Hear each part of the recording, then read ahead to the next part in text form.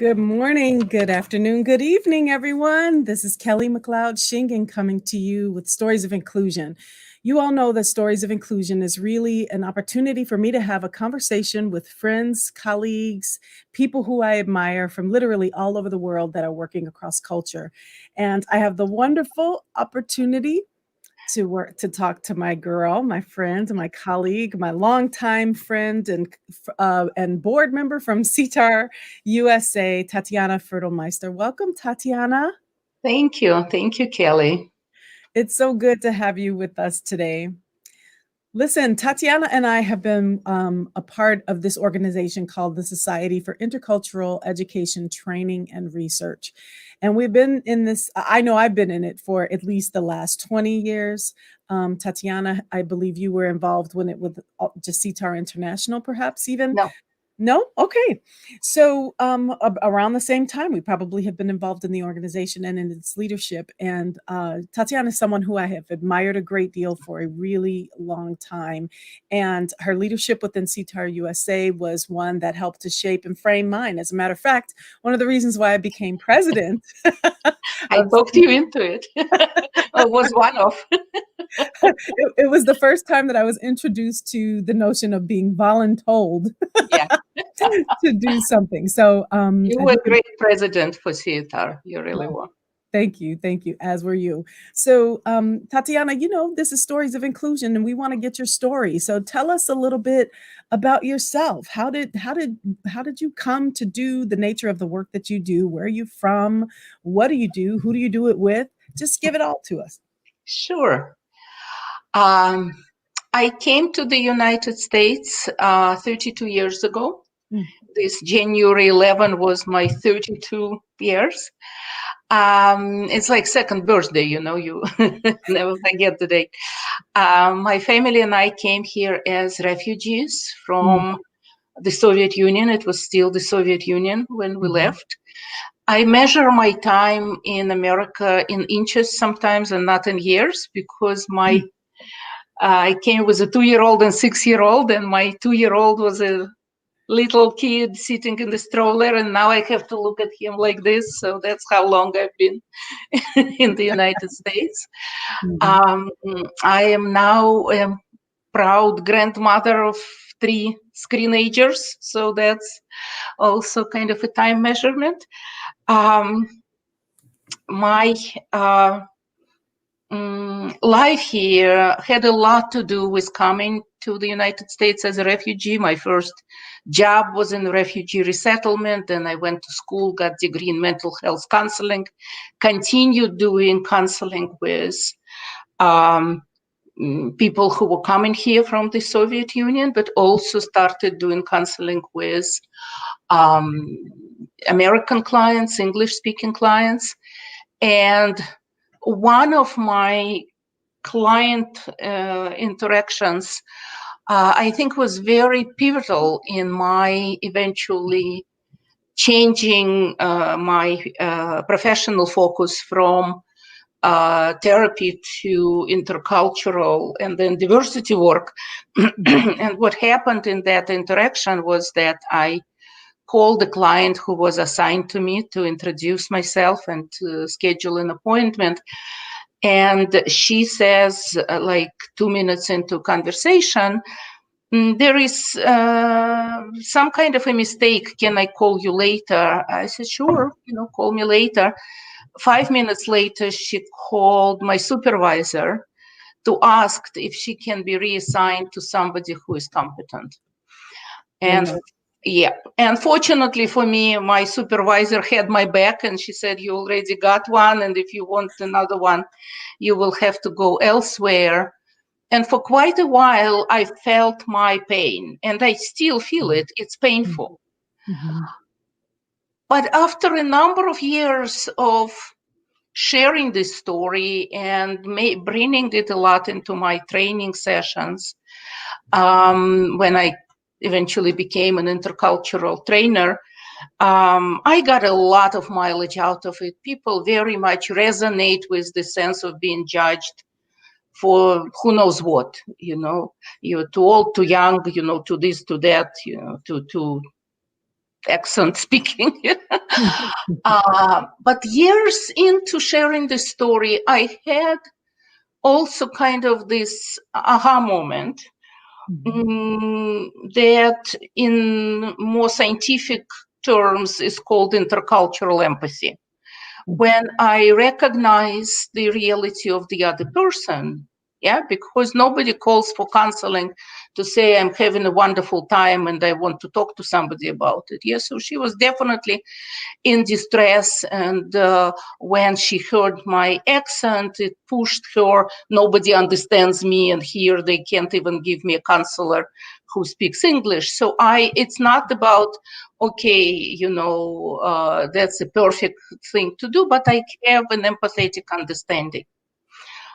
The story has part two. Forward quite a few years, I am now intercultural consultant. I'm pretty well known in the US and in other places. You know, I'm feeling really good in my profession, and I'm applying to be a trainer on one big project. You know, the whole group of trainers were working with the huge global corporation on inclusive leadership kind of programs.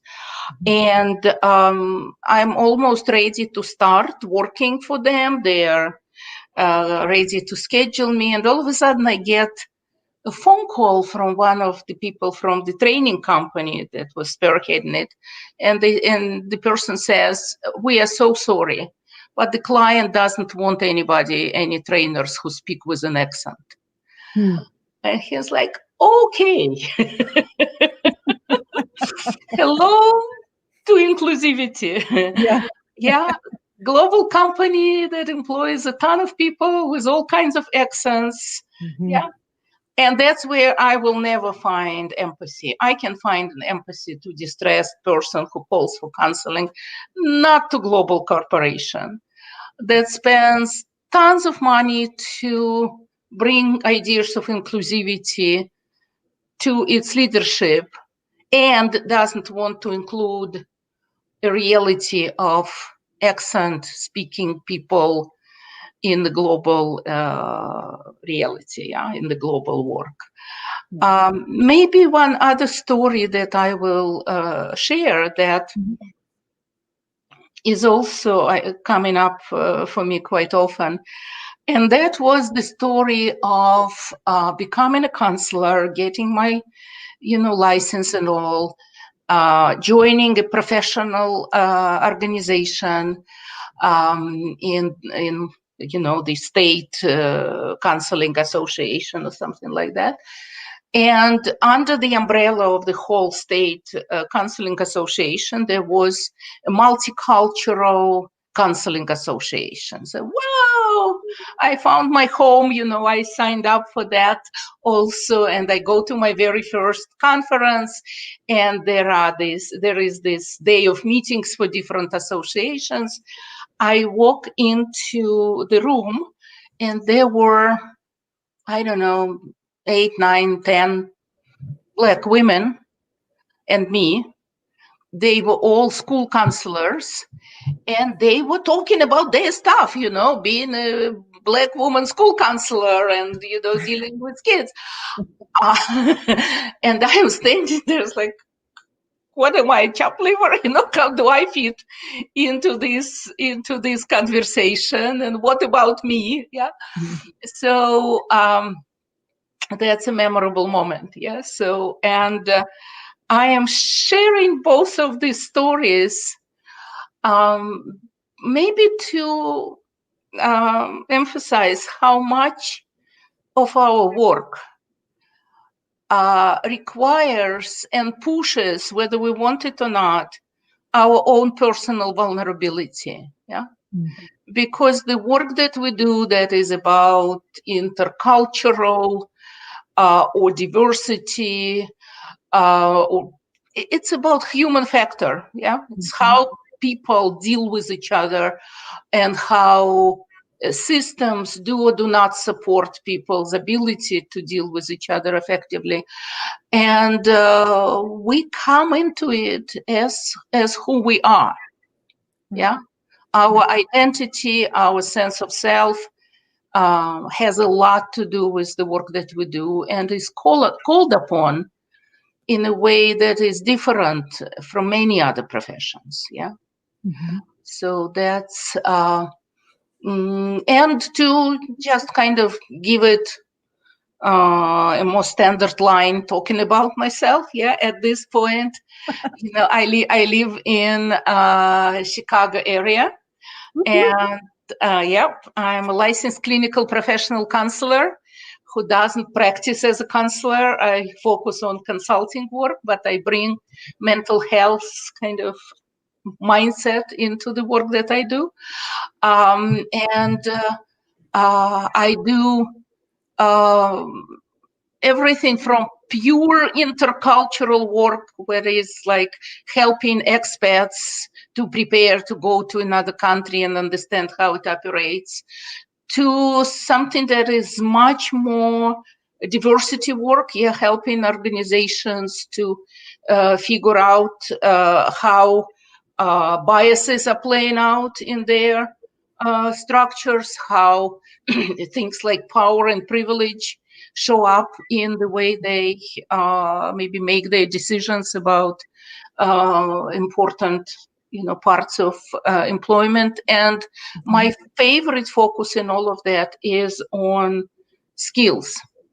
What it is that makes us more capable or less capable to do what we do in the world of this human variety. Yeah. And how do we kind of keep learning? Sure. Yeah. So listen, we've got some folks who've made some comments. So I'm going to put these up. You see, Annette said, so excited to hear Tatyana's story today. And then we have Fiona, who's a colleague of both of ours, who said, authenticity of all Tatyana's stories is precious. So thank you all for coming. We appreciate it. If you have any questions for Tatyana, just drop it in the chat and I'll make sure to, that she can see those and get a chance to respond to it. So Tatyana, let's talk then about the reason why you're here today, right? So, or just other than that, I love you. Other than that, other than the fact that the love is mutual, I have been in a journal kind of space, trying to observe what's going on in and around me and be able to put that on the on LinkedIn, right? Because I feel like that is a space for us to engage as professionals about the way that we are doing our work and what's important about the way that we do our work. So a couple of weeks ago, I posted something about co-facilitation, and particularly when we're having conversations that are very painful conversations to have, and specifically around racism. And I have been doing some work over the last, I don't want to say 6 months or so, with working with an organization and being partnered with people who I do not know very well and who I have no background and or history with. And I mentioned that it was important to me to have an opportunity to spend some time with people because I want to feel safe, frankly, when I'm doing this work across race, specifically, not just across culture, but across the conversations of race. I want to know that as a facilitator, I'm going to do everything that I can in order to keep the space safe. And that is an exhausting perspective or an exhausting part of the work, is to hold that space for everybody in their emotional state, and to keep it open and where everyone has psychological safety. But it's also critical for me to feel safe as well, and to know that the person who I am partnering with has my back and truly has an understanding for my needs. And what I was discovering was that I had been partnered with several people who I didn't know, and that out of all of the people who I was working with, there was only one person whose process and ability to co-facilitate with me was truly inclusive and not performative. And so I said as much on LinkedIn, and it got a whole lot of energy. People either resonated with it, or people were really curious as to know what did they have to do in order to be truly authentic in their approach to co-facilitation around these sensitive topics and issues. So what triggered you? What made you feel like this is a fantastic conversation to talk about, Kelli? We should talk about it more, because that's, I think, why we ended up here. So, before I go there, I'm just recognizing that I am reacting to the word authentic. Sure. And I think we use it a lot. Mm-hmm. And I think we need to ask ourselves, what is authentic? Because if it is authentic for me to talk over you, mm-hmm. I probably need to be a little less authentic to be able to, for example, co-facilitate with you, yeah? And coming from a culture where talking over each other is kind of normal. So I think we maybe overemphasize authenticity sometimes. Or maybe people who really constantly find themselves in a situation when they are not given anywhere close to the space that they need to feel fully authentic. There's like, let my authenticity come in at least to some degree, yeah? So I think that is by itself a conversation to have, how much is enough and how much is too much, and who decides on that. The reason I wanted to talk to you, other than just hear you out and get a sense of a bigger story and what is there, is that as a facilitator myself, I am fascinated by facilitation as a process, yeah? What goes into it. I think that quite often there is such an over-focusing on content, what it is that we are supposed to bring into the earshot of our, participants so that they can hear this information and kind of take it in, what it is that we are talking about. As a therapist, I learned that what we are talking about and how we are talking about it are two very important things. And if we don't pay attention to how, what does not necessarily happen or doesn't happen in a way that is most effective. Yeah. Yeah. It's easier for me not being you. It's easier for me to get the content of your story when you share your story, to get the process of your story, to understand what it means to be you, sharing your story in the moment when you are sharing it, what goes into that whole thing, other than here is the story in lines and words. Right. By itself is a very important work, including a very important internal work, because I might be stirred up by what you're saying. I might be uncomfortable. I might have this feeling of there is a story coming up in me in response to you. Right. And as we often do in conversations, forget about you, let me tell you about me kind of thing. That often happens. And there sometimes it's the perfect thing to do, and sometimes it's the wrong thing to do. Yeah, bringing me into your story. And I think that when we're talking about race, and when we are talking about the topic that people are really uncomfortable with, especially because of the fact that we have not been talking about race that much, or we would just say, and by the way, there is race also, so it's like we haven't talked about politics, we haven't talked about race and a few other things, and all of a sudden we really need to understand. So it's it can be kind of an uncomfortable topic for people. Yeah. But understanding what it means, what degree of vulnerability goes into bringing yourself into the space as much as you do through your story. And how it is my job, if I'm your co-facilitator, to know what you need to feel the psychological safety field around your vulnerability, and how it is my job more than anybody else in that moment to create that field for you. We can't expect participants to do that. You are not protected in your work from any participant making any comment that comes to their mind, yeah?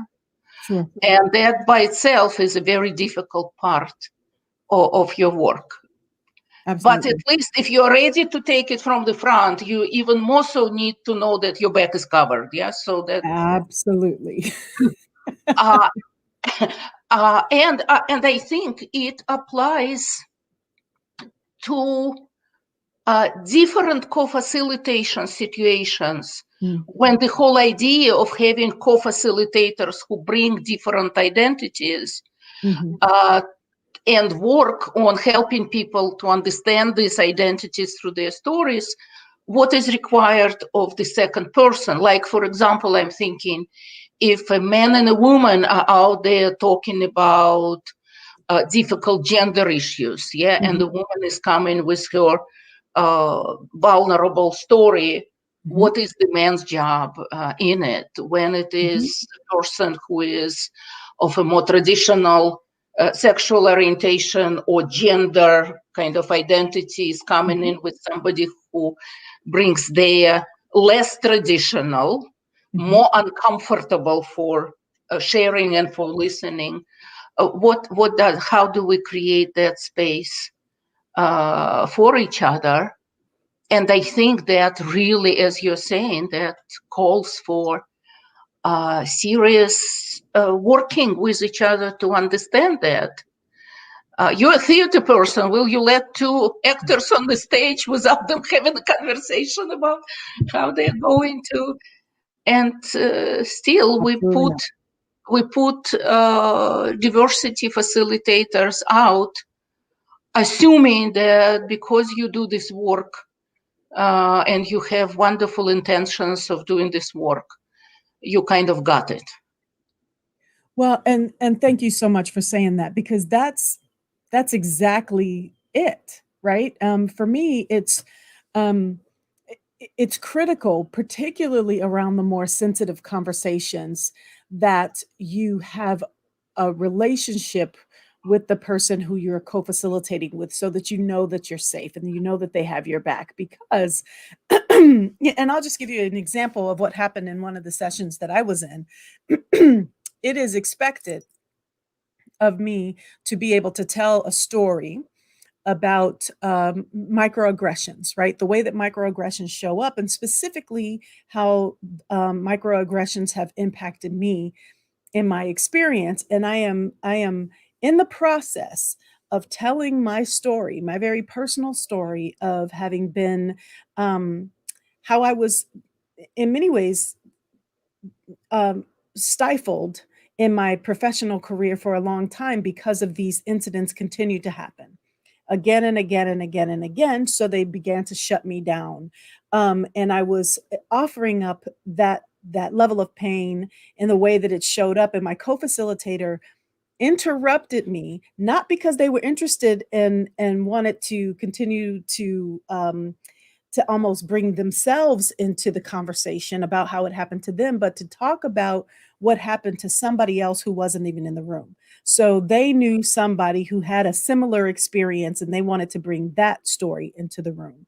And for me, that was one of the most intrusive in experiences that I had ever had. When you begin to be vulnerable and open up, and I'm talking about this very painful experience of mine, and in that moment of my pain, I'm almost revisiting that pain.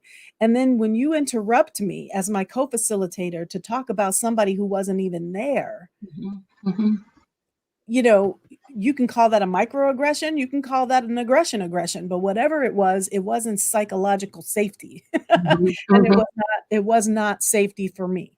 And that situation was even more painful because my typical co-facilitator for that cohort ended up having to call in sick the day before. So this was somebody completely new who I had literally 5 minutes of conversation with before we even started. So not only did I know her even less than the other person, but you know, when we were meeting, she went into a long, conversation about all of her diversity experience, all of her race experience, all that made her the perfect person to be in this conversation with me. Not once asking me about, my experience or what I needed or any of that. And then we started this session, and then this very thing happens. So, this is what I mean. I mean, people, all of the words, she knew all of the right words. She knew all of the language. She knew all of the lingo. She knew all of the researchers. She knew all of the content, but her deliverable was exactly the thing that we're trying to teach other people against. And had we had some time together, we could have talked about our styles. And so again, for me, it's so irresponsible to do this work, particularly around race, and think that simply because you have the content knowledge and haven't really done the work, right? Then the work, what you are doing is more damage than good, not just to me as another facilitator, but to the participants in the room. Who was impacted in the same way that I was, that was one of the participants at that time. You know what I mean? We don't know that, but I'm sure that there were people who observed that exchange and were impacted by it. So, so that's where I'm really kind of coming from. But I agree with you. And to kind of go back a little bit to authenticity as well, right? I feel like if we had the time in engagement prior to co-facilitating to talk about what we see as authentic, how can we show up as our full selves in a space, and what you need to know about me and my story and how we're going to approach the different pieces, then I think that, you can do it well and effectively, but it's going to take that relationship building piece. And that's, so in my opinion, so many people are chasing after the dollars because it's hot money right now, right? Frankly, let's just be frank.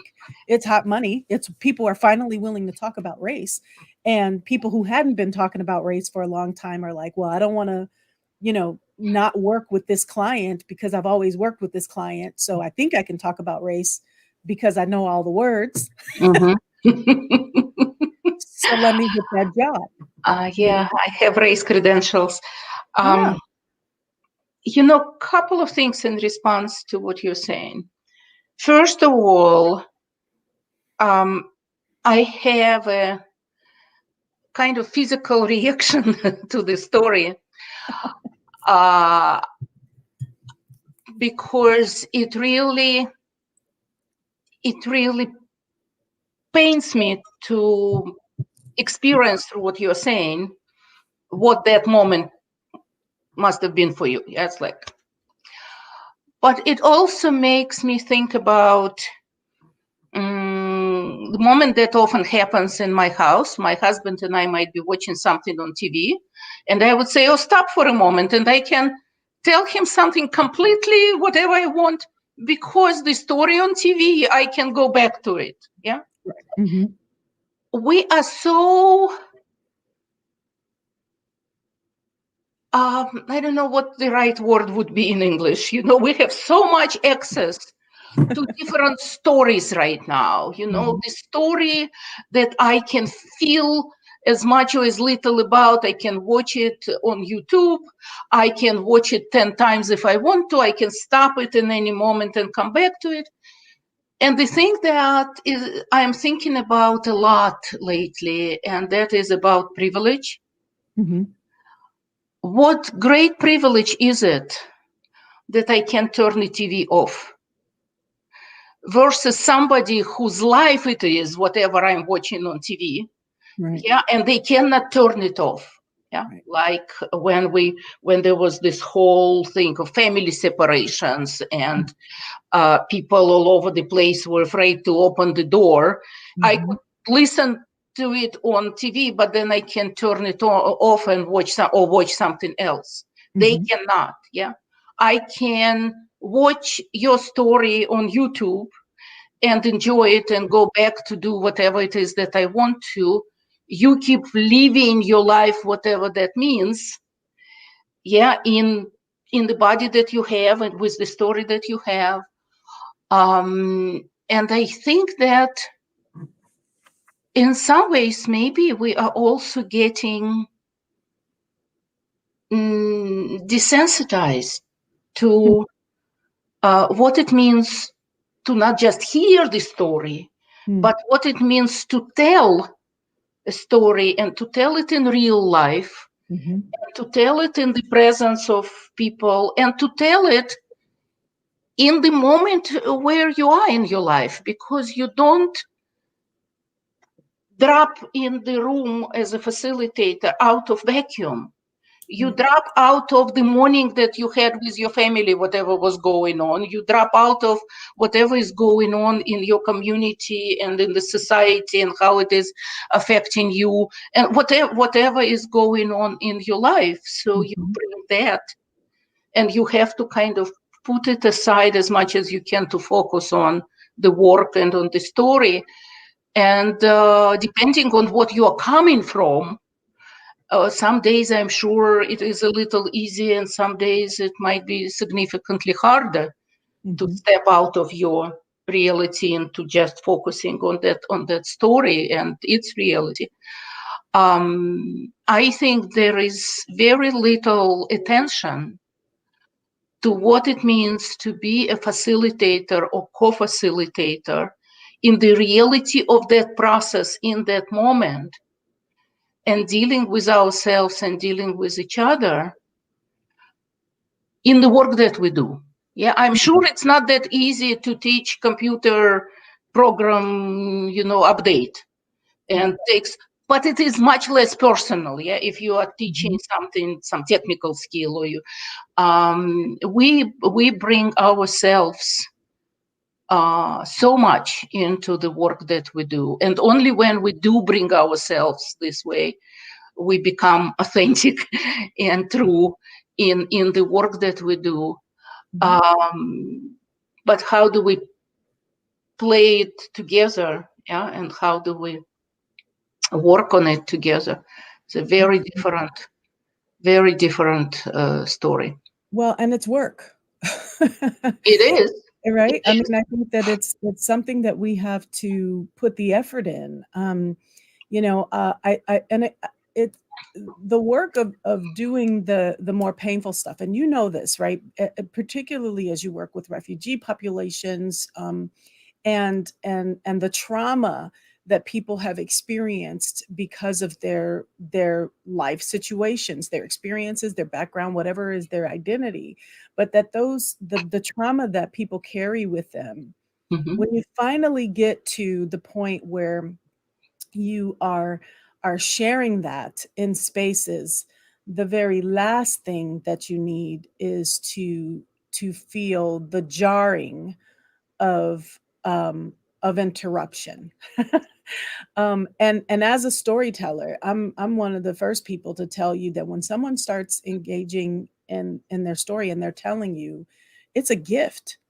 Receive it as a gift, and care for it as a gift. And which means that we have to slow things down and give the time that it deserves in order to do that story piece, right? And so, which is why I think I've spent so much time in my work talking about the power of story. I mean, I don't deal with a lot of the data or because at the end of the day, I mean, we can all manipulate the numbers to to get the result that we want. Mm-hmm. But when people tell you about how they have personally been impacted by policies, procedures, moments in time, then you have to slow down and listen, right? And so some of what you talk about, Tatyana, and this is my latest platform or my latest, pedestal that I'm going to hop on top of. And, for years I was talking about the power of storytelling, right? How to tell our stories with that same level of authenticity so that we can show up and be seen in the way that we want to be seen. But that's, as everything else in communication, it must be a two-way street, right? So there's also onus on the listener, and there is a skill called story listening, right? That really gets you to this place where you can hear what is important to the experience of somebody through this story listening, because it begins to transform you. It begins to transform the way that you see things, the way that you hear things, your own worldview. It begins to expand you in ways that if you're just listening, right? I hear you. I hear you. I hear the noise you're making. Right. I hear the words that you're making, but the difference between that and story listening is that story listening is about, I feel the words that you're saying. And when you begin to feel what somebody is saying, then it is almost impossible to want to interrupt their process of sharing. So, and I really believe that co-facilitation piece is so critical, because if you spend some time getting to know the stories of each other, right, then you have a better understanding of who it is that you're working with. I mean, Tatyana, you and I did it. For years, we were trying to put together a workshop to deliver for our friends and colleagues at the Summer Institute for Intercultural Communication. And we spent a lot of time talking about how we wanted to approach it. What were our perspectives? What was our philosophy? And I felt like I was ready to co-facilitate with you because I had an understanding of your approach and how we would navigate that space, right? Mm-hmm. But we spent some time. And I don't know how many people are taking the time. And that was in a topic. Well, it was basically about story, but but when we talk about the harder things, it just becomes more challenging. And let me just say this really quickly. So Gio says, Kelly, I'm glad that you mentioned that we may be knowledgeable about the topic and have the right credentials, but not be effective because, as you say, they have not done the work. Sure. And then Anne-Marie says, these are profound questions. Thank you for bringing them to the surface. Yeah, I think that these are the questions that we have to begin to ask ourselves if we're going to do this work right and well, right?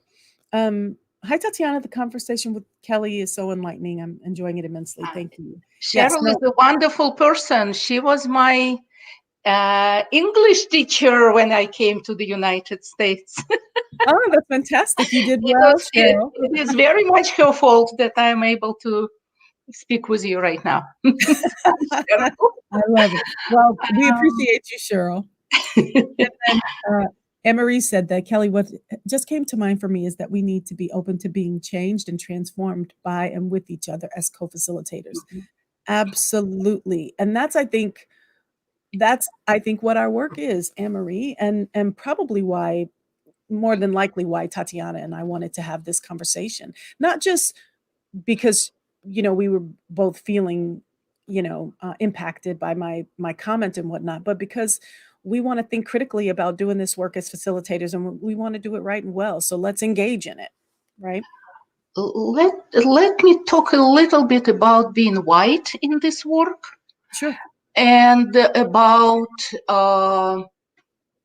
making sure that if I am doing something or people like me are doing something, that we want to engage somebody like you, Kelly.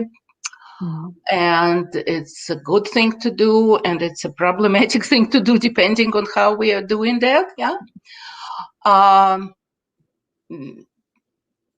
There is nobody who is doing diversity work who will not claim the goodness of their heart, who will not claim their good intentions and all that. And as much as we know and teach that intent and impact are two very different things, but it's better to have good intentions than bad intentions. So, okay, we have good intentions. Then, the fact that I do this work and the fact that I am engaging with you in this work does not stop me from being who I am and understanding the details and complexities of who I am better than I understand details and complexities of who you are, because I see kind of my thing is kind of looking from inside. Yours is the other. Yeah. When we teach people about biases, we talk about how we have this. One of our biases is I understand all the complexities of me, but those who are in the group of those who are like me. And for example, from that perspective, I can say, oh, I have nothing to do with this kind of whiteness and that kind of whiteness.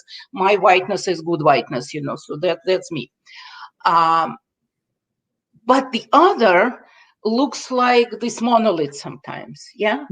That's where, any random Black person can be asked, can you tell us about being Black? As if any Black person at any moment should be ready and should have enough understanding, knowledge, and authority of how to talk about everything Black, yeah? Right. So the understanding of how personal this story is, even if it has familiar elements and similar elements from maybe somebody else's story that I heard, is not an automatic thing. Because if it is, okay, I have a Black co-worker with me, Black co-facilitator with me, who will cover a Black part of this process,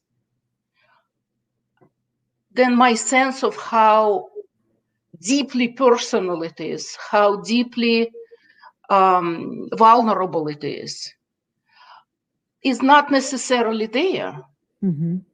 Then the Black person becomes replaceable. Yeah, I can have this Black person or another Black person or another Black person. They all have some kind of a story about microaggression. Yeah, it's a very different. It is kind of a transactional approach. Right. Yeah. And I think that is also something that we need to recognize in our profession. Of how do we stand up to transactional nature of work? Yeah, how do we know the difference between, here are the serious people ready to do serious diversity work versus once a year we need to have something on diversity and mark it down. Right. And once a year we need somebody Black talking to us about being Black, and we can cover Black History Month this way. Right. How do we understand the reality, the life reality of what that means for people who live this life? It's not about, I remember lately more and more so how as a teenager I had reading, Russian history is the bloodiest history there is, and all kinds of things. And I remember reading some textbook and preparing for, history lesson and thinking, wouldn't it be nice if all the history was already done, written in textbooks, and we could now just live a good life, I am sure that when you look at, history of racism, wouldn't it be nice if it was all already in history and in history books? But turns out even our history books are not presenting that part of history in a way that people maybe can learn the deeper sense of what kind of experience informs and unfortunately keeps informing reality of being a Black person in the United States. Yeah. And also just one more thing, as a white facilitator of diversity work, and as a white co-facilitator of diversity work, I have a very deeply cherished collection of my embarrassing moments of putting my foot in my mouth. Because that's where the biggest learning happens. Yeah. And I think we need to recognize that none of us, no matter how long we do the work and how well we prepare and whatever, we are not immune from saying something, doing something that can trigger the other person in a way that was never intended, but anyway, happened. And then what do we do with it? Do I pretend that nothing happened?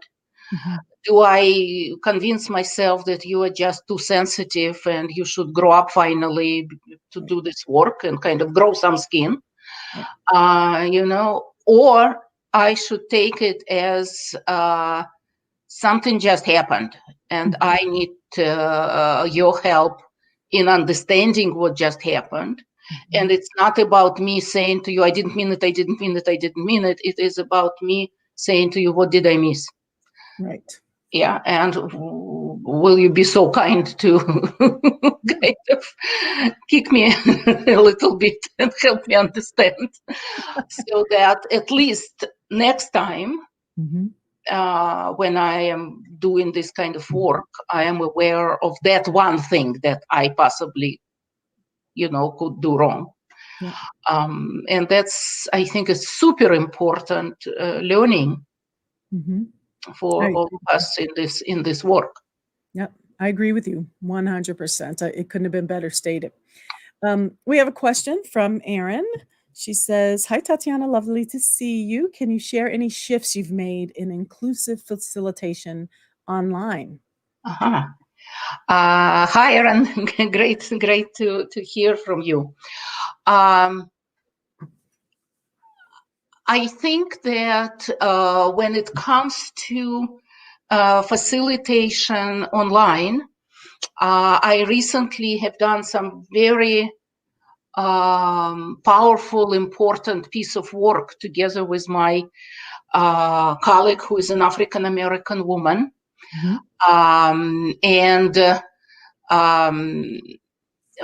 She developed some sign to let me know that I should shut up for a moment, so. Which she is sometimes successful with and sometimes not. But most importantly, we've been very mindful of what it is that I should say. Not in terms of scripting my words, but this is better brought up by a white person to engage other white people in hearing it, as well as when we were figuring out some really emotionally charged situation in the organization, we were intentional about what I will do being a mental health professional, what would be better done, by me. But the piece that I am always very aware of in my work with any of my African-American colleagues and, co-facilitators, it is exactly that. How do I have your back? How do I support you? How do I step in when I am experiencing something that looks like a possible attack? Or how do I at least kind of ask you, maybe to send online, it's a little easy. I can send you, a message in the chat box, do you want me to, so that I'm not just assuming that you can take care of it, but I am making sure that you know that I'm ready to step in if you need me to step in. I think that when it comes to working with participants and the facilitation of participants, there is something that I am watching, and how do people bring themselves in? Do they say something? Do they not say something? I've had participants lately, which is interesting. People are maybe becoming a little more aware of it. When I ask participants, sometimes you say something and you designate the next person. And in one group, somebody said, huh, how come all the guys, kind of went one after another? And in another group, somebody said, oh, we went kind of man, woman, man, woman. So their own awareness, maybe because it's our faces, and we're more. But I think that in online as well as in person, just being very aware of the reality of your co-facilitator and understanding that it's two of you in that dance. It's not. Well, it's two of you and this and your experiences and the story you bring and your trauma and your pain and your lessons learned, right? I mean, because like you, Tatyana, I too talk about the fact that I suffer from foot and mouth syndrome. I hate being introduced as a cultural expert in any way because I don't believe that I am. I believe that I'm somebody who's a specialist. I believe that I've been doing this work a really long time. I think that I've been a student of this work for a really long time, but to say that I'm an expert, I always feel like that means that I make no mistakes. And I'm going to tell you right now, I continue to make mistakes. And like you, I believe that each one of them is a learning opportunity for me. And so, I just feel like I know expert sounds like, you're the go-to person for whatever, but I also feel like there are just as many people who have been lifelong learners and are the go-to people for me. And so I approach it from that perspective. But Fiona has a question for us, and she says, could we pin down 2 to 3 major compatibility issues of co-facilitation? Do you have any recommendations or a response to that, Fiona? The thing that comes to my mind, I had a very memorable experience of co-facilitating with somebody who was also another white woman. We were doing, the work that we were doing wasn't about diversity, it was more of intercultural kind of work. And we are two people with huge difference in our styles, and in our preference and how we work. And we started our work from, this is what's great about my way of doing things, and this is how I can be a pain for somebody who works with me. As a result of it, we figured out that she needed things very tightly timed and very kind of clearly planned. And I needed the space to be spontaneous because that's how I operate. So our plan of the day was, we are doing this at this time, and from here to here, Tatyana goes spontaneously. And that was perfectly fine. I do co-facilitate in the before COVID time more so with all kinds of different people. But if we can have an ownership of who we are and how we are, and understanding of each other, and what do you need from me to make your abilities come to the maximum potential, and what do I need from you? That is actually an equity work in co-facilitation. Because it's not about you get 30 minutes and I get 30 minutes. So you do this and I do that. It really is about the equity in this work. What do you need and what do I need to be at our best in the work that we do, and how we can support each other in it. I love it. I would agree with that 100%. And that is so critical to know, because I mean, one of my great friends and, colleagues, Tamara Thorpe, and she and I, the very first time we co-facilitated together, we thought that it was going to be easy because we loved each other as friends and we enjoyed the same types of things. But Tamara is very much that person who needs to script out what she's going to discuss, create the timeline, spend time working on it beforehand. And, I've told her before, I was like, if it's something that I really know well, I'm going to shoot from the hip every time. I don't need to script it. So like you, I'm like, give me some room, you know, just put that chunk of time in there for Kelli to do her thing. And then we're golden. And so it was a tug of war for the first probably couple times that we co-facilitated. Now she fully understands me and I fully understand what her needs are. And so we found a sweet spot, I think, that, accommodates both of our styles. So you're right, you must do that.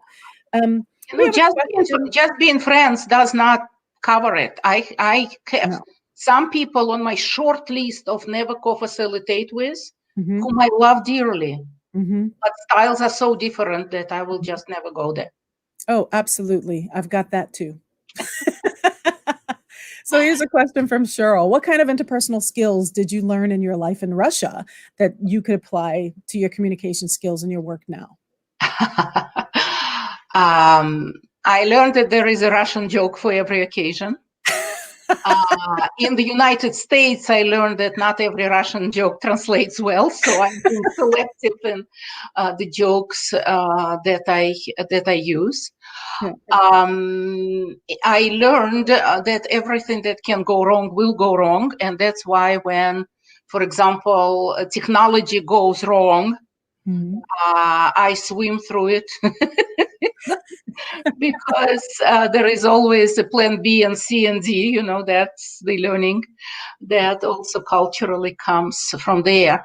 But also I think that being bilingual is such a great gift, or multilingual even more so, but I'm only bilingual, because I can sometimes see the difference in if I look at the reality from my Russian language side, or I look at it from my English language side, and from one culture and from another culture, what are the differences?